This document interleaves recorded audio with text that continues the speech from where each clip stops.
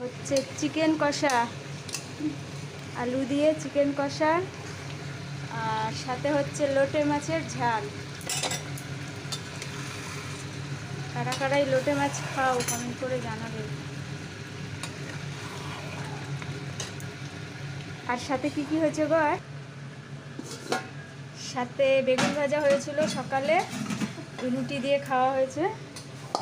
আর হয়েছে মুসুরির ডাল, টমেটোর চাটনি, বেগুন ভাজা,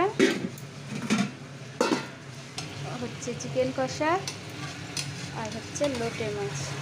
লোটে মাছটা আমি করছি, আর এই চিকেন কষা এগুলো রান্না যেই দিদিটা করছে।